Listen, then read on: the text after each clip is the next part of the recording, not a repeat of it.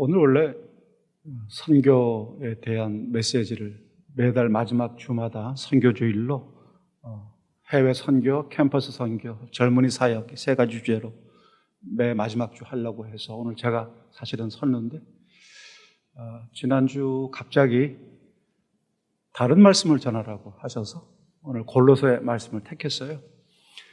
이 골로새는 성경 가운데서 가장 많이 그리스도에 대한 이야기를 하고 있습니다. 그래서 성경 이 골로새 전체가 그리스도에 대한 충만함, 완전함, 그분의 창조적 하나님이라고 하는 것들을 개념을 우리에게 주면서 우리에게 요구하는 건 단 한 가지예요. 이런 완전하신 하나님, 완전하신 하나님이시며 완전하신 우리의 구주 예수 그리스도, 그 삶의 충만함이 여러분들 속에 있어야 합니다라고 우리에게 요구하고 있어요. 신학적인 논쟁으로 예수는 하나님이시며 나의 구주이시며 내 인생의 주인이시며라는 고백보다도 실제 삶 속에서 당신의 주님을 얼마나 사랑하는지, 그 그리스도의 충만함이 여러분 삶의 속에서 나타나기를 원합니다라고 하는 것들을 강조하는 것이죠. 그래서 믿는 우리들이 그리스도 안에 믿음의 뿌리를 내리고 그리스도의 사랑으로 옷을 입고 그리스도의 평화가 우리를 잠잠하게 만들어주고 오늘 주님의 임재가 우리의 삶을 지배하고 그분과 함께 살아가는 것들을 매일매일 누리고 느낄 수 있는 것. 정말 예민하고 영적인 예민함으로 시간마다 순간순간마다 주님이 나와 함께 하심에 대해서, 그래서 삶의 모든 영역에서 주님이 우리의 으뜸이 되시는 거예요. 내 인생, 내 삶, 내 사고, 내 야망조차도 주님이 이끄신다고 하는 주님의 으뜸 되심이 드러날 때 그것이야말로 온전한 삶, 골로새서 말하는 그리스도께서 원하시는 우리의 삶이라고 생각합니다. 그리고 이런 삶의 태도야말로 가장 아름답고 성숙하고 건강한 공동체의 모습이기도 해요.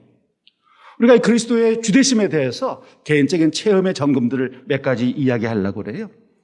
나는 그리스도께서 나를 사랑하시며 깊은 관심을 가지고 계신다는 사실을 믿는다. 나는 예수 그리스도께서 나를 사랑하시고 나에게 깊은 관심을 가지고 있다. 난 이걸 믿고 있어. 그래서 내 삶은 흔들림이 없어. 하나님께서 나를 용서해 주셨고 과거의 모든 기억, 죄책감, 죄책도 다 치료해 주셨다. 나는 십자가 아래서 자유하다. 나는 그리스도께서 주시는 이 참 평안을 맛보고 있고 누리고 있으며 앞으로도 계속 이런 삶을 지켜나갈 것이다. 나는 하나님의 말씀이 내 인생의 모든 숙제, 내 삶의 죽음과 영원한 생명조차 완전한 해답이 되어주시고 내 삶의 모든 문제의 근원적 열쇠를 성경이 가지고 있다는 사실을 나는 믿는다. 나는 하나님께서 날 위해 하신 모든 일들에 감사하고 내 인생의 미래, 내가 알지 못하는 내 인생의 걸음들마다 주님이 먼저가 계시고 나를 이끄신다는 사실, 난 미래에 대한 전적인 신뢰를 주님에게 내놓고 있습니다 라는 고백, 이것이 내가 그리스도의 주되심, 그리스도의 완전하심을 드러내는 골로새서의 요구이기도 합니다. 그래서 오늘 아름다운 공동체란 무언가라는 말씀을 하면서 목사인 제 입장에서는 한 세 가지 입장인 것 같아요. 바울이 이 골로새서 3장 12절부터 17절까지 말씀을 주었을 때 첫 번째 의도는, 자, 이런 삶을 여러분이 잘 누리고 있습니다. 자, 여러분, 내가 여러분들을 격려합니다. 지금 내가 말하고 있는 이 삶이 계속 탄력을 가지고 유지해 나가길 원합니다. 이런 의도에서 쓴 것일 수도 있고요. 또 한 가지는 너무 형편없이 사는 거예요.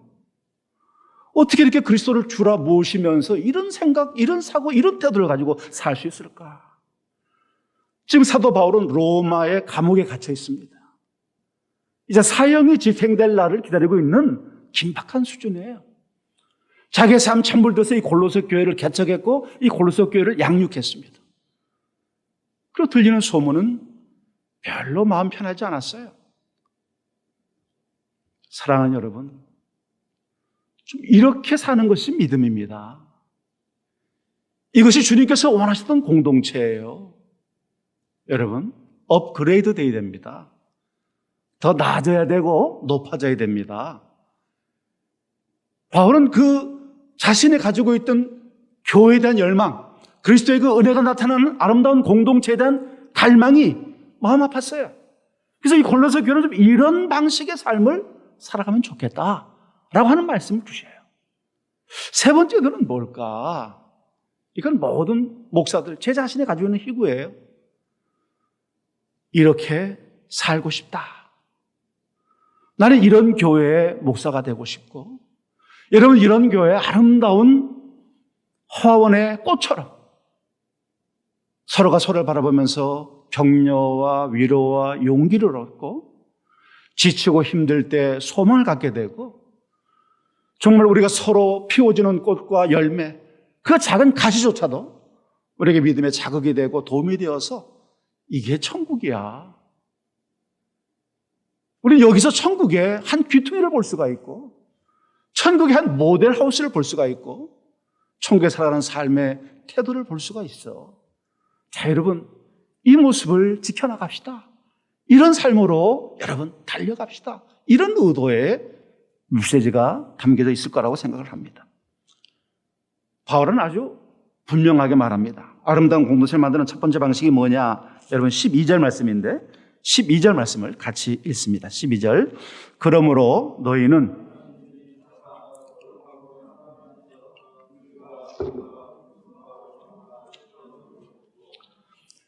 주님께서는 우리가 가지고 있는 이 더럽고 낡은 옷을 벗어버리고 주님이 입혀준 새로운 옷을 입으라고 말씀하시는 거죠. 우리가 주님을 만났고 거듭났어요. 불체험을 했습니다. 눈물, 콧물 다 흘리면서 회심했어요. 여러분, 돌이킨 거죠. 우리가 살던 삶의 길로 가지 않고 그 삶의 방식을 거부하고 주님의 길로 따라간 거예요. 왜 주님을 따른다고 하면서 여전히 그 더럽고 냄새나는 옷을 입고 있냐? 내가 준 새 옷을 입으라는 거예요. 또 구닥다리 옷을 입고 냄새를 잔뜩 피우면서 다닐 수는 없는 것 아니냐? 이렇게 말하는 거예요. 너가 누구냐라고 묻는 거예요. 여러분 12절 말씀 보면 너무 감동적인 말이죠. 택하고. 내가 택한 게 아니에요. 하나님이 날 택해 주신 거예요. 택하사. 근데 뭐예요? 거룩하게 만드셨어요. 우린 사실 거룩하지 않죠. 근데 우리가 예수, 십자가 달린 예수를 믿는 그 믿음 때문에 우리를 거룩하다고 칭해 주신 거예요. 성도가 아니죠. 우리가 어떻게 성도입니까? 근데 성도라고 불러주시는 거예요. 거룩해진 것이죠. 그 다음에 더 좋은 말씀이에요. 여러분, 세 번째 뭐예요? 사랑받는 자. 사랑을 받고 있어요. 여러분, 가족의 이론인데 가족의 사랑을 못 받는 것처럼 불행스러운 일이 어디 있습니까? 내가 아버지를 사랑하는데 아버지가 나를 사랑하지 않는다. 이것처럼 비참한 게 어디 있겠어요? 사랑받는 사람이 된 거죠. 근데 뭐라고 그래, 바울이? 그 다음에 처럼이라고 그랬어요. 너는 택함 받은 사람처럼, 너는 거룩한 사람처럼, 너는 사랑받는 사람처럼 옷을 5벌은 가지고 있어야 된다, 그 말. 5가지 패션을 가지라는 것이죠. 여러분, 이 5가지 옷은 우리가 참 익숙한 단어이긴 하지만 사실 몸에 익숙하게 배지가 않았어요. 이건 여러분 거룩한 습관이 필요한 거예요. 그냥 하늘에서 뚝딱 내려오는 것이 아니고요. 주님이 내 안에 계시면서 내 안에서 영적인 습관을 만들어야 되는 5가지 옷이에요. 그 첫 번째는 국률입니다. 이건 동정이죠. 이게 불쌍히 보는 거예요. 근데 그렇더라고요. 여러분, 제가 주님을 오래 따라오면서 달라지는 것 중에 하나가요. 젊었을 때는 팍팍했어요. 그냥 선악만 가리는 거예요. 선하냐 악하냐, 잘하냐 못하냐, 그냥 둘 중에 하나였어요. 근데 주님을 따라가면서 주님이 나한테 한 것들을 배우는데 뭐냐? 불쌍히 여기는 것이더라고요. 주님이 나를 불쌍히 여기주셨기 때문에 그래도 이나마 요 정도의 그래도 목사 노릇 흉내라도 내고 있는 것이고요. 주님을 따르는 사람으로 사는 거를 제가 체득을 하는 거예요. 그러니까 젊은이든 나이 많은 사람이든 주님을 오래 따랐든 짧게 따랐든 보면 무슨 마음이 드느냐? 동정이라는 거예요. 동정은 뭡니까? 신앙의 성숙도와 이게 비례하는 거예요. 신앙의 성숙하면요, 동정심이 많아져요. 신앙의 성숙도가 미성숙하면요, 동정심이 없어요. 그냥 판검사 노릇만 하는 사람이죠. 왜? 동정이 없으니까. 그냥 법대로, 정의대로라고 따지는 거예요. 옳고 그른 것만 따지는 거죠. 두 번째는 자비예요. 자비는 다른 사람에 대해서 아주 따뜻하고 온화하고 부드러운 태도예요. 팍팍하고 승깔 내는 게 아니고요. 다른 사람에게 부드럽게 소프트한 거예요. 아이스크림 같은 마음 갖는 거죠. 왜 가능하냐? 내 성격은 안 그런데 주님의 성격을 우리에게 만들어 주셨어요. 사람들은요, 죽어라 이렇게 말해요. 사람은 안 변한다. 안 변하죠. 성격은 안 변합니다. 근데 여러분 이걸 아세요? 성품은 변합니다. 그래서 성령의 열매가 필요한 것이죠. 성령의 열매가 뭐예요? 오늘 우리의 성품이 되는 거예요. 그래서 자비가 나오는 거예요. 다른 사람들에게 부드럽고 온화하게 대하라. 그 다음에 세 번째는 겸손이에요. 자기 부족을 인식하고 하나님의 능력과 은혜를 구하는 태도예요. 여러분 여기 겸손이 없으면요, 사람을 지배하려고 하고요, 사람을 자기가 주장하려고 하는 태도를 갖게 돼요. 겸손은 뭐냐? 자기가 부족하고 여전히 주님의 도우심이 필요하다. 그래서 내 연약함 때문에 주님을 더 간절히 붙잡게 되는 거예요. 은혜를 구하죠. 그 다음에 온유예요. 여러분이 온유라는 말은 지난 나왔던 긍휼, 자비, 겸손하고 다 비슷한 색깔이지만 사실은 이 온유라는 말은 뭐하고 반대냐면 거친 것하고 반대편에 섰다. 그러니까 거친 거는 전혀 그리스도인의 태도가 아니라는 거예요. 거친 것은 주님이 원하시는 태도가 아니라는 것이죠. 여기 온유라는 말은 다른 사람을 잘 배려하는 거예요. 여러분 쉽지 않습니다. 배려한다는 것. 배려하는 것. 이게 온유예요. 그래서 통제가 된다는 뜻이에요. 온유라는 말은. 그 다음에 마지막 다섯 번째는 오래 참음이에요. 이 오래 참는다는 것은 그냥 인내라는 의미가 아니고요. 굉장히 좀 발전적인 말이시죠. 인내를 넘어가지고 변화시키는 능력을 얘기하는 거예요. 그러니까 내가 오래 참는다는 말은 내가 변하는 거예요. 상황에 순응하는 것이 아니고요. 말씀에 순응하게 되고 예수님에게 순응하게 되는 것이죠. 오늘 아름다운 공동체 성도들의 패션이 뭐냐? 이 다섯 가지. 긍휼과 자비와 겸손과 온유와 오래 참음이라고 하는 이 옷이 우리에게 드러날 때 우리가 여기서 위로를 얻는 거예요. 주님을 여기서 만나는 것이죠. 아, 주님의 마음이 이 마음이구나. 참 주님같이 사시는구나. 오늘 여러분 속에 있는 주님, 내 안에 있는 주님을 만나게 되죠. 그러니까 결국 여기 12절은 여러분 하나님의 사랑을 받은 만큼 다른 사람들을 사랑해 주세요. 하나님이 여러분을 사랑했던 것만큼, 받은 것만큼, 받고 있는 것만큼 여러분 다른 사람들에게 너그러운 마음을 가져주세요. 주님의 마음, 그것이 우리의 옷이죠. 오늘 친절함과 겸손함과 온유함으로 그리고 오래 참는 자신을 변화시키는 마음을 가지고 대할 때에 오늘 우리 공동체가 참 아름답다.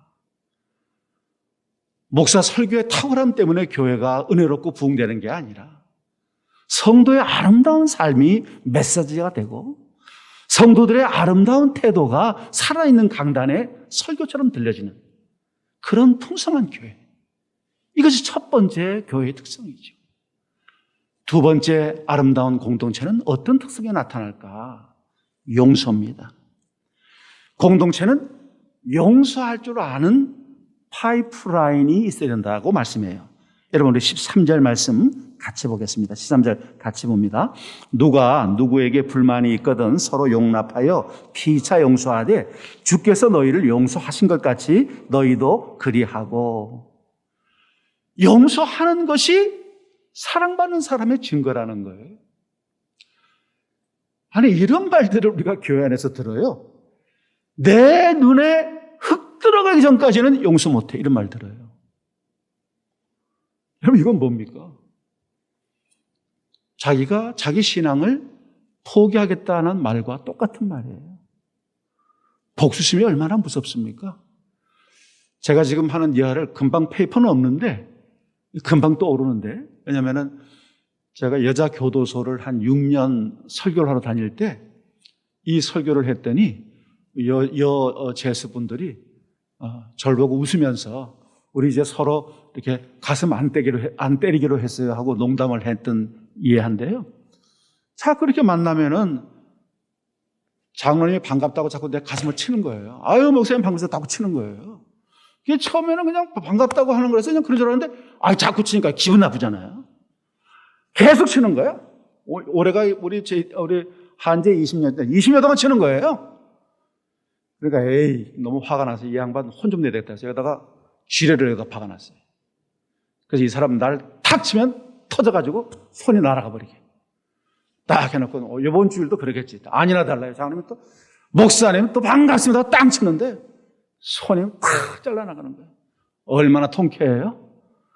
근데 목사 가슴팍은 어떻게 됐을까요? 이러면 용서하지 않는다는 것은요, 자기 인생에 폭탄을 안고 사는 것과 똑같습니다. 우리가 주님에게 용서받았지 않습니까? 살다 보면요, 분쟁이 없을 수가 없어요. 아니, 식구끼리도 말이죠, 밥 먹으러 가가지고 메뉴 갖고 싸우잖아요. 넌 왜 그걸 먹냐, 이걸 먹지, 그거는 어쩌고. 아니, 가족도 그저 사소한 것도 싸워요.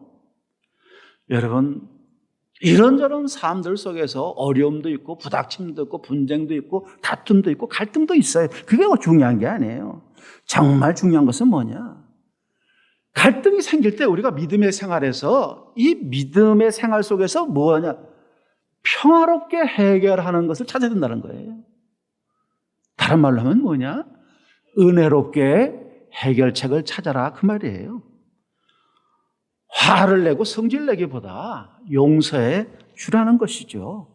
성질을 내는 것은 결코 성경적인 태도가 아니죠. 결국 그건 주님께서 원하시는 스타일이 아니라는 거예요.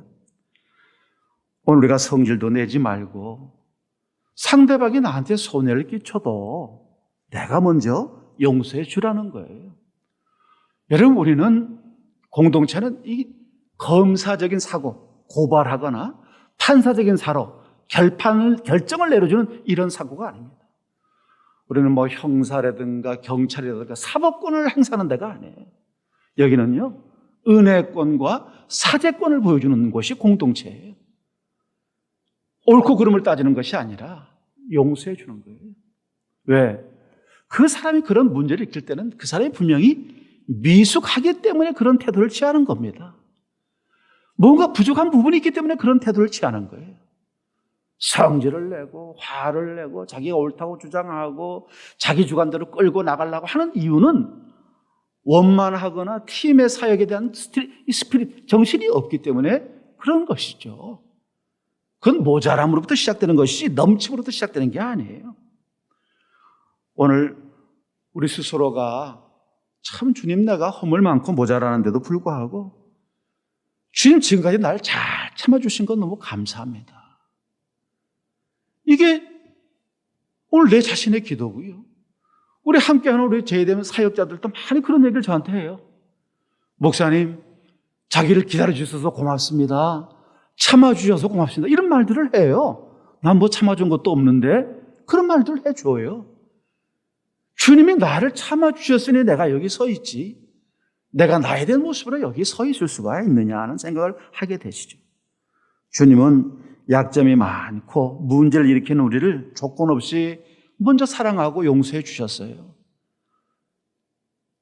490번 용서해줘라 말씀하셨어요.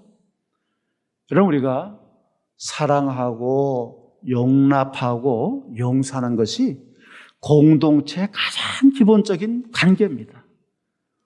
우리 교회의 가장 기본적인 인간관계가 뭐냐? 사랑하고 용납하고 용서해 주는 거예요. 그게 안 되면 튀어나가게 될 수밖에 없는 것이죠. 결국 주님이 우리를 용서하신 것 같이 우리도 다른 사람의 허물을 용서해 주는 거예요. 용서받는 기회를 얻도록 해주는 것. 그것이 바로 아름다운 공동체의 두 번째 특징이시죠. 신속하고 빠르게. 정말 기분 나빠요. 여러분 뭐 당해봐서 다 아시잖아요. 당해봤잖아요, 저한테. 얼마나 기분 나빠요? 당해보니 기분 나쁘죠. 근데 그거를 넘어서라 그 말이에요. 그럼에도 불구하고 그 당신이 미숙한 거니까. 우리 목사님 아직도 성깔이 까랑까랑 해가지고 그래도 주님의 은혜가 더 필요하고 우리가 그래서 목사님에서도 기도해야 돼. 그렇게 말하는 심정을 갖는 것이죠. 여러분 여기 13절 말씀에 이렇게 서로 용납하여 하는, 서로는 뭐냐면 서로예요. 서로 용서해 주라는 거예요. 이것도 웃기잖아요. 또 집사님 내가 잘못한 것 같아요. 그랬더니 집사님이 그렇죠? 잘못했죠? 이러면 또 안 돼요.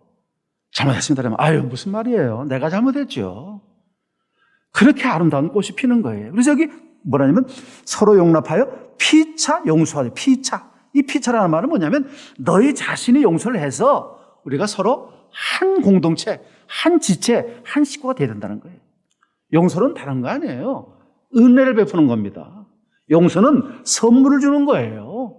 내가 당신한테 선물 주겠어라는 마음이에요. 찾아가서라도 용서하는 게 얼마나 아름다워요. 여러분 백만장자 카네기가 자기 조카 딸이 비서로 일을 했어요. 그런데 늘 이 조카 딸이 비서로서 참 실력이 탁월했지만은 참 처음 일을 할 때는 실수가 많았어요. 왜냐면 나이가 19살이었거든요. 경험이 없으니 실수를 안 할 수가 없죠. 근데 카네기가 이게 거슬리는 거야. 자꾸 실수를 하니까. 그래서 이제 벼르고 있는 거예요. 이걸 한번 나를 잡아가지고 혼을 좀 내줘야겠다. 그래서 이 야단칠 기회를 찾고 있었는데요. 갑자기 카네기가 이런 생각이 드는 거야. 야, 좀 더 기다려보자. 내가 얘보다 나이가 2배나 더 많고, 사업 경력으로 얘기하면 내가 얘보다 몇백 배가 더 많은 사람인데, 내가 이 아이한테 나 같은 능력, 나 같은 수준의 이 일을 원한다는 것 자체가 무리가 아닐까. 사실 생각을 해보면 내가 19살 때는 얘보다 훨씬 더 많은 실수를 했는데, 라는 생각을 갖게 된 거예요. 카네기는 정말 솔직하고 겸허한 마음으로 자기를 돌아봤어요. 그래서 이 자기 비서 조카였던 이 조세핀이라고 하는 그 조카에게 얘기를 한 거예요. 야, 조세핀, 처음 실수는 참 자연스러운 것이야. 경험이 없기 때문에 이 일을 계속 하다 보면 실수가 자연스럽게 점점 줄어들게 돼 있어. 너무 실수 때문에 힘들어하지 말고 어려워하지 마라. 나도 너 나이 때는 너보다 훨씬 더 못했어. 정말 바보 같았던 것 같아. 너는 지금 잘하고 있어. 이게 바로 용납이라는 단어고요. 용서라는 단어고요. 함께 살아가는 선물 같은 단어예요. 오늘 우리가 은혜를 받았다고 하는 은혜 파든지, 은사를 받았다고 하는 은사 파든지, 제자 훈련 받았다고 하는 제자 파든지, 그게 중요한 게 아니에요. 말씀을 내 삶에 받아들이고 적용해 나갈 수 있느냐. 용서하고 용납할 줄 아는 사람이 진짜 은혜파고, 진짜 은사파고, 진짜 제자 훈련파다라는 말씀이, 이게 성숙하고 건강한 사람이라는 것이죠. 그리고 세 번째는 14절에 아주 간단합니다. 여러분 14절 말씀을 같이, 14절 말씀 같이 봅니다. 이 모든 것 위에 사랑을 더하라. 이는 온전하게 매는 띠니라. 이 모든 것에 사랑을 더하라 라는 말은 뭐냐? 사랑 없이는 모든 덕목들이 다 헛거다. 용서하고 용납하고 겸손하고 온유하고 인내하고 이런 모든 것들이 사랑 없는 것은 의무고 책임이다. 그 벌써 얼굴 표정에 이거는 진심이 없는 용서, 진심이 없는 온유, 진심이 없는 자비가 나타날 수밖에 없다 그 말이죠. 그래서 여기 뭐냐, 이는 온전하게 매는 띠다. 사랑을 더하라. 이는 온전하게 매는 띠. 온전하단 말은 완전한 띠. 우리를 다 건강하게 만들어주는, 자격 갖추는 아주 성숙한 사람으로 만들어주는 띠가 된다는 거예요. 결국 우리 공동체에 생기는 여러 가지 문제는 하나 같아요. 사랑 없음. 사랑 없음. 왜 사랑이 없을까? 여러분, 사랑이 없는 근본적인 이유는 내가 사랑을 누리고 있지 못하기 때문에 그렇습니다. 주님과 너무 떨어져 있어요. 주님의 임재를 누리지 못하죠. 사랑을 과거형으로 만들었어요. 사랑이 없으니 줄 사랑이 없죠. 내가 잔이 넘쳐야 물을 흘러가게 하고 잔을 넘치게 하는데 내 삶의 잔에 사랑이 없어요. 사랑 없으니 모든 게 다 심통이 나고요. 짜증이 나는 거예요. 그러니까 그냥 감정만 생기고 기만 살아 올라가지고요. 그리스도께서 말씀하시는 이 5가지 패션도 의미가 없어요. 결국은 사랑 없음. 주님으로부터 공급받는 사랑이 끊어짐. 주님의 사랑, 오늘도 새벽부터 밤까지 누릴 수 있는 사랑 없음이라는 것이죠. 형제 자매들을 사랑하는 우리 믿음의 식구들을 내가 사랑으로 잘 돌보고 있는가? 아니, 권사님이 교회 나올 때 왜 우리 교인들은 나한테 관심을 안 가는지 모르겠어, 이런 말하면 되겠어요? 근데 권사 정도 되면 그냥 사랑을 주려고 집에서 나올 때 사랑을 그냥 배가 이렇게 나오게끔 사랑을 꽉 채고 나와서 풀어줘야죠. 이 젊고 어린 사람들로부터 나이 많고 연로하신 분들까지 베풀어주고 보여줘야지. 사랑을 채워서 그저 반갑고 기쁘고 즐겁고 파이파이브도 하고 허그도 해주고 악수도 하고 주먹도 하고 작은 사랑이라도 표현할 수 있다면 그것처럼 아름다운 일은 없을 거예요. 사랑을 더하라 말은 뭐예요? 내가 무시를 당해도 나를 무시하고 야쁜다고 해도 내가 보복하려는 마음 없이 잘 견디고 내가 기도해 주겠다. 저 사람 말만 하면 날 무시해. 날 깔봐. 나이도 어린 게 내가 지 아랫사람처럼 나한테 행동을 해. 그래도 나는 저 사람 사랑하고 저 사람 미숙해서 그런 거니까. 아니, 우리 여기 전사님들도 다 이제 30대예요. 물론 뭐 저는 30대에는 벌써 이미 뭐 담임 교육자 노릇을 해서 교회를 이끌어 갔지만 지금은 30대들이 그렇게 하기가 쉽지 않거든요. 30대 지금 목회를 하고 있는데 사모님들도 다 어리잖아요. 그러니까 우리가 다 여러분들은 어릴 때부터 보니까요. 다 그냥 이 어린 애들처럼 보는 거예요. 우리 신영근 전사님한테 형근아 하는 것도 보통이고, 우리 저기 김성진 전사 사모 보고 수진아 이래요. 그거 참 기분 참 나쁘죠.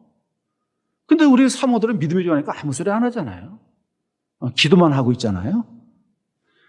여러분, 이게 사소한 거지만요, 이게 존중한다는 거, 이게 참 중요해요. 내가 가끔씩 이런 말도 해요. 우리 선교 목사님 지금 60에서 얼마 안 남았습니다. 60에서 한 2년 남았나 1년 남았나 그럴 거예요. 잘 모르겠지만. 그런데 아직도 우리 선교 목사님이 할렘대학교 4학년 역사학과 4학년 학생인 줄 알아요. 그런 사람, 그런 생각을 갈 수 있다고요. 여러분, 사랑은요, 인정하고 받아주고 존중하고 높여주는 거예요. 날 높이고 날 사랑하라고 하는 것이 아니라 상대를 높이고 존중하고 사랑해 주는 거예요. 그래서 다른 사람에게 상처를 주지 않기 위해서 말이나 행동을 조심해야 됩니다. 사실 저는 이 설교 준비하면서 좀 괴로웠어요. 왜냐하면 전부 항목이 나한테 하는 말이더라고요. 괜히 본문을 왜 주님께서 이런 본문을 줘가지고 이런 설교를 하겠을까 하는데, 참 저도 이건 여기 아주 주모자지요. 다른 사람들에게 상처 주는 말이죠. 말과 행동. 또 지체의 약점을 인정하고 그대로 받아줘라. 우리 식구들의 약점을 있는 그대로 받아줘서 저 부분이 모자라는 부분이니까 우리 공동체가 건강하면 그걸 잘 소화를 시킬 수 있으니까. 여러분, 사랑. 흔한 그 사랑은 흔하지 않는 예수님의 사랑입니다. 보여주고 행동하고 실천하는 사랑이에요. 네 번째는 15절입니다. 아름다운 공동체는 주님의 평화가 늘 깃들어 있어야 됩니다. 여러분 15절 말씀 같이 읽겠습니다. 15절. 그리스도의 평강이 너희 마음을 주장하게 하라. 바울은 여러분 15절 말씀 15절 같이 쭉 읽읍시다. 15절. 그리스도의 평강이 너희 마음을 주장하게 하라. 너희는 평강을 위하여 한 몸으로 부르심을 받았나니 너희는 또한 감사하는 자가 되라. 이런 바울은 그리스도의 평화가 우리들의 마음을 다스려야 된다고 말씀하시는 거예요. 여기 주장한다는 말은 뭐냐면 중재자로서 행동한다, 심판한다는 뜻이에요. 그러니까 너가 정말 고요한 삶을 살기 위해서는 뭐냐? 그리스도의 평화가 네 마음속에 없으면 이게 불같은 일들이 이 안에서 일어나기 때문에 너가 견딜 수 없을 것이라는 것이죠. 하나님께서 사람들로 하여금 함께 모여 살도록 우리를 공동체로 불러주신 것은 서로 보완해주고 서로 도와주고 서로 일으켜주고 서로 지켜주라고 한 것이지 다툼과 분쟁을 일으키라고 불러 모은 것이 아니에요. 우리는 하나님께서 우리의 삶 속에 데려오신 사람들이 누구인지에 대해서 하나님께 분명히 물어봐야 됩니다. 저분이 나에게 어떤 존재입니까? 나는 저분에게 어떤 역할을 해야 됩니까? 우리 공동체에서 나의 맡은 역할은 뭐고 나의 거룩한 직무는 뭡니까? 이 공동체를 건강하게 하고 성숙하게 만드는 그 방향에 내가 할 몫은 뭡니까? 라고 물어봐야 된다는 것이죠. 우리가 서로의 관계에 서로 보완해주고 서로를 소중하게 여기는 그런 관계라고 하면요, 우리는 결코 상처받을 수 없을 거예요. 우리가 연약하다는 걸 압니다. 부족한 걸 알아요. 여러분, 어떤 집사님이 너무 괴로워하는 거예요. 자기가 그리스도인으로서 말이죠, 참 올바른 삶을 살지 못했다는 이런 죄책감이 마음속에 다 있어서 너무 괴로운 거예요. 그러니까 늘 자기를 자책하는 거예요. 그러니까 너무 이게 깊다 보니까 자기를 혐오하는 거예요. 내가 이래가지고 집사노릇을 어떻게 하고 내가 정말 주님의 부르심을 받은 사람이라고 한 거냐? 내가 은혜를 정말 받고 구원의 확신이 있는 사람이냐? 이런 고통이 있는 거예요. 그때 갑자기 이 집사님의 마음속에 울리는 주님의 소리가 있었던 거예요. 야, 너는 네 애가 걸음마를 배울 때 넘어지면은 너 어떻게 하냐? 묻는 거예요, 주님이. 이 집사님이 깜짝 놀라가지고요. 아니, 주님, 애가 넘어지면은 안타까운 마음으로 막 달려가가지고 그 애가 넘어진 걸 일으켜서 옷에 흙 묻은 걸 털지요. 그리고, 야, 아팠니? 많이 아프니? 괜찮아. 자, 일어나. 이렇게 한다는 거예요. 그러니까 주님이 하시는 말씀이 그래요. 야, 네가 네 애한테 그렇게 하지 않냐. 내가 너한테 그렇게 하는 거야. 너 넘어지고 흙 묻히고 실수하고 숟가락 놓치고 밥알 흘려도 난 너 욕하지 않아. 너 비난하지 않아. 너를 돕고 너를 위로해주고 너를 지켜주는 것이지. 아기가 넘어졌을 때 일으키는 그 엄마의 마음이 바로 내 마음이다. 내 심장이라고 주님 말씀하시는 거예요. 그것도 아주 부드럽고 사랑스러운 목소리로 말해요. 여러분, 이 집사님이 그때서야 주님께서 자신의 실수에 대해서, 자신의 실패에 대해서 화내거나 분노하지 않는다는 것을 알게 된 거예요. 자기 실패에 대해서 주님이 나를 비난하고 너 왜 그때를 살았냐 이렇게 말씀하지 않는다는 걸 안 거예요. 여러분, 사복음서에 보면 예수님께서 우리를 비난하고 정죄하는 것이 나오질 않습니다. 주님은 우리의 상처에 입맞추시면서 야, 괜찮아. 더 나아질 거야 라고 말씀하시는 것이죠. 집사님이 이 주님의 참 세미한 음성 속에서 자기를 깨달은 거예요. 실패를 받아들이게 됐을 뿐만 아니라 용서하는 마음도 커진 거예요. 주님께서 인내와 사랑으로 우리를 용납해 주셨어요. 그래서 여기 뭐냐? 우리에겐 진정한 평화와 감사가 필요하다는 것이죠. 평화와 감사를 즐기는 여러분들이 되시기를 바라겠습니다. 어떻게 감사할까? 어떻게 고맙다고 할까? 우리가 서로에 대해서 고요한 평화 속에서 감사의 아름다운 꽃을 피우는 공동체. 이제 마지막은 16절, 17절 말씀이에요. 우리 16절, 17절 말씀을 같이 읽습니다. 그리스도의 말씀이 너희 속에 풍성히 거하여 모든 지혜로 피차 가르치며 권면하고 시와 찬송과 신령한 노래를 부르며 감사하는 마음으로 하나님을 찬양하고 또 무엇을 하든지 말에나 일에나 다 주 예수의 이름으로 하고 그를 힘입어 하나님 아버지께 감사하라. 이거는 주일 예배를 말한 것 같아요. 그러니까 말씀에 의한 양육과 찬양을 가득 채운 주일 예배, 그리스도의 모임을 얘기하는 것 같아요. 참 생각하기도 싫은 거예요. 침체된 예배, 힘 없는 찬양, 확신 없는 기도, 냉정한 관계. 이거 상상하기도 싫어요. 우리 공동체가 만약 이런 상태에 빠진다고 하면 지옥이 다른 곳에 있는 게 아니고 여기가 지옥이 아닐까 싶어요. 어린애 보고, 야, 너는 커서 뭐가 될래? 네, 전 목사님이 되고 싶어요. 왜 목사님이 되려고 그래? 목사님이 너무 기분이 좋은 거야. 꼬마가 한 5살 먹은 놈이 목사 된다니까. 그러니까 이놈이 앉아있으니까 지루해요. 서서 얘기하는 게 나을 것 같아요. 참 이렇게 지루한 예배, 이게 참 기가 막힌 것이죠. 여러분, 은혜 예배는 3권의 책이 필요하다고 그래요. 성경책이 필요하고 찬송가 책이 필요하고 수첩, 주의 말씀을 쓸 책이 필요하다는 거예요. 오늘 사실 우리가 예배 가운데 위로를 받아야 되고 힘을 얻어야 돼요. 주님의 임재를 누리고요, 지난 삶에 대한 모든 것들을 다 내려놓고요, 새로운 삶을 맞이할 준비를 하는 것이 예배예요. 오늘 지난 삶에 살았던 모든 것들에 대한 하나님에 대한 찬양과 감사와 영광을 손들었지 올려드리는 거예요. 찬송가 기절 하나, 가사 하나에 그냥 허투루 갈 수가 없어요. 입으로만 쫑알쫑알대고 목에서만 잉잉댈 수 있는 노래가 아니라는 거예요. 힘을 다해서, 있는 힘을 다해서 주를 찬양하는 찬양의 힘이 있고, 그 기도 속에는 반드시 이루어질 것이라고 하는 확신, 기도하는 사람의 믿음, 그 기도에 동참하는 우리 모두의 아멘의 화답, 이것이 오늘 우리의 예배의 힘이 될 것이고, 살아있는 메시지, 성령의 역사하는 메시지, 그게 오늘 우리에게 큰 용기를 불어 넣어줄 것이라는 것이죠. 말씀으로 가득 채워서 나가는 삶, 앞으로의 한 주간을 말씀 속에서 이 말씀 붙잡고 나갈 수 있는 삶의 확신이 있다고 한다면 그 예배만큼 아름다운 예배가 어디 있겠어요? 서로 가르치고 서로 온전하게 만들고 서로 세워지면서 오늘 예배가 즐겁고 기대가 되는 거예요. 하나님이 어떻게 역사하실까? 성령님께서 어떻게 우리의 마음을 만져주실까? 오늘은 어떤 기대감을 가지고 이 예배에 참여하게 되는 거냐 하는 것을 봐요. 마음껏 감사함으로 주님 주신 이 사람들을 서로 보면서 감사하는 거예요. 여러분, 여기 너희 속에 그랬어요. 너희 속이 뭐예요? 집합적으로 교회 안에서라는 말이에요. 교회 안에서 감사함으로는 이 말이에요. 은혜에 젖어서 하나님을 찬양하라라는 말이에요.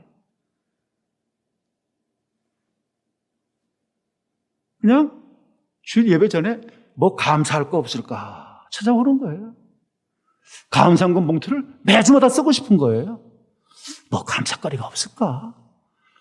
뭐 은혜 좀 트집을 좀 잡을 게 없을까? 서로를 보면서 감사하고. 오늘도 강단에 올라와가지고 제 제자들 교회를 다 생각을 해서 기도를 했어요. 제가 모임 교회들을 이제 해외부터 국내까지 다 기도를 하는데요, 갑자기 그런 생각이 드는 거예요. 나도 여기 서 있는 게 내 힘이 아니고 내 누군가 나를 위해서 기도하고 있는 그 누군가의 기도 때문에 내가 여기 서 있는 게 아닌가. 내가 잘나서 여기 서 있는 것이 아니라 수많은 사람들이 나를 위해서 기도하는 그 기도의 힘이 나의 두 다리에 힘을 뻗쳐주고 있는 게 아닌가 하는 생각을 갖는 거예요. 하나님을 감사하면서 예배하는 교회, 울부짖는 교회가 아니에요. 뭘 달라고 막 그런 교회는 그 예배가 아니에요. 하나님을 감사하면서 찬양하는 그런 교회. 정말 우리가 감격과 기쁨에 겨워서 하는 예배. 하다못해 사도신경을 하는데도 눈물이 나요. 나한테 이런 은혜를 주셨다. 이런 고백이 있다는 게 너무 감사한 것이죠. 여러분, 주님에 대한 감사, 주님에 대한 기도, 주님에 대한 헌금도요, 그건 감사가 없이는 못하잖아요. 광고도 마찬가지예요. 감사할 광고가 많으면 많을수록 공동체가 풍성해지잖아요. 성령 안에서 자유롭게 예배하는 그 예배, 말씀으로 더 높은 차원의 함께 영광을 돌리고 우리의 삶에 대한 기대가 가득 찬 이런 삶을 살고야 말 거라고 하는 그 확신에 찬 그 예배. 여러분, 우리 17절 말씀은 우리가 예수님께서 우리의 삶 전체를 의지하고 제자다운 삶과 제자다운 예배를 통해서 활력과 힘을 얻고 살라는 말씀의 권면을 주시는 거예요. 제가 하는 설교의 이유는 바울이 하는 이 메시지의 이유와 같을지도 몰라요. 이런 아름다운 공동체가 되길 바랍니다. 아주 조금 부족하지만 더 나은 공동체가 되길 바랍니다. 주님이 제시하는 공동체는 이런 공동체입니다. 여러분, 이런 공동체를 지향하면서 서로 믿음으로 분투합시다. 이것이 이 설교의 핵심이자 결론입니다. 옛 옷을 벗어버리고 그 시궁창에 버려야 될 옷들을 다 벗어 내팽개치고 주님이 주는 새로운 패션, 새로운 성품, 아름다운 습관, 서로에 대한 아름다운 태도를 갖는 것이 얼마나 우리에게 기대되고 있는 우리의 삶이 되겠습니까? 우리가 서로 하나님의 베풀어 주신 은혜가 어느 정도이고 현실적인 삶 가운데서 우리가 받은 은혜가 어떻게 실천되는지를 볼 수 있다고 하는 것은 우리에게 주시는 주님의 복이라고 생각해요. 오늘 우리 이웃들이나 우리 직장 동료들이나 우리 학교 친구들이 내 삶 보면서 어떻게 저렇게 감사할 수 있을까? 어떻게 저렇게 활기찰 수 있을까? 어떻게 저렇게 흥미진진한 삶을, 저 힘들고 어려운데도 불구하고 낙심하지 않고 절망적인 표현하지 않고 흥미로운 삶을 사는 이유가 뭘까? 오늘 우리가 이 예배 공동체에서 축제의 삶, 축제의 말씀, 축제의 은혜를 누리고 있다는 것들을 그들이 알게 될 때 그들의 발걸음이 이곳으로 모여들게 될 줄로 믿습니다. 오늘 우리 공동체는 올해 아름다운 말씀이 살아있고 나를 변화시키고 나를 새롭게 하면서 그 은혜를 찬양하고 감격해하고 기뻐하고 우리의 인격들이 날로도 다른 사람들을 세워주고 용납하고 이해하고 용서하고 사랑의 매너띠로 하나가 되는 아름다운 공동체, 이런 공동체 속에서 날로도 자라나는 천국의 형상 갖는 우리 공동체가 되기를 주님의 이름으로 바라겠습니다. 하나님 아버지, 연약한 모습, 나약한 모습, 깨어진 모습, 상처받은 모습으로 주께 나오지만 주의 예배와 강단의 말씀을 통하여 함께하는 사랑하는 믿음의 가족들을 통하여 용납과 용서, 사랑과 자비, 온유와 친절들을 배우게 하신 것을 감사합니다. 사랑의 매너띠로 하나가 되어 하나됨을 굳게 지켜나가는 우리 모두가 되게 하시고 나의 욕심과 나의 주장과 나의 성격과 나의 상처가 하나님이여 드러나지 않도록 주께서 성령과 말씀으로 나를 새롭게 하여 주시옵소서. 온전히 주님을 의지합니다. 주님 없이는 될 수 없는, 성령 없이는 가능할 수 없는 말씀을 나눕니다. 주여, 부족하오니 주님만 붙잡습니다. 주께서 함께하여 주시고 주님만 내 안에 충만하게 나타나 주시옵소서. 예수님 이름으로 기도합니다. 아멘. 찬송 455장 함께 하시겠습니다. 찬송가 455장입니다.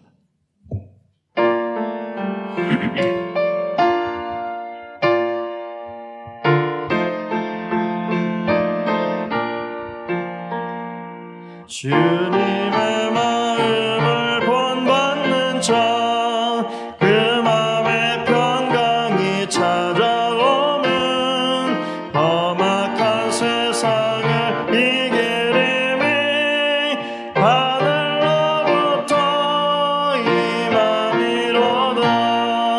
주님의 마음 본받아 살면서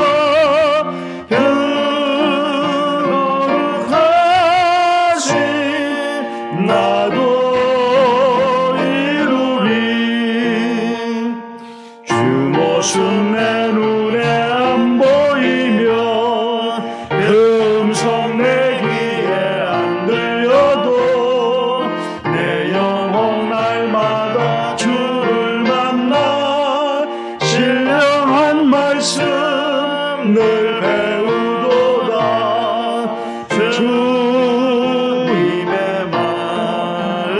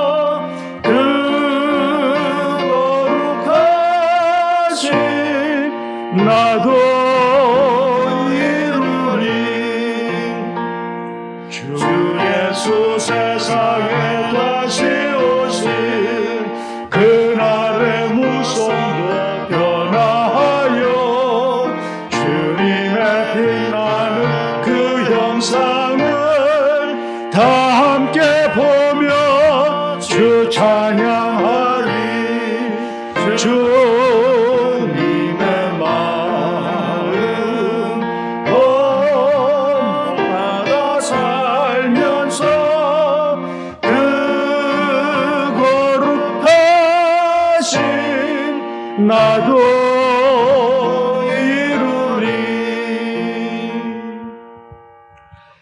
가족 성경 통독 감사해서 감사한금 1월 한 달 감사해서 이승수 전사님 가족, 김남철 장로님 부부, 처방전기업 5주년 감사해서 신수대 장로님 4분, 범사연결통은혜 감사해서 김인호 선교사님, 간사수련회 감사해서 손영란 간사님, 깨 간사님, 범사에 감사해서 박노희 권사님, 자녀들과 대면 예배할 수 있는 것 감사해서 이지원 집사님 4분, 기동대표 준것 감사해서 문명진 집사님, 택한 자녀를 눈동같이 지킨 것 감사해서 무명으로, 또 무명으로 감사함하셨고요.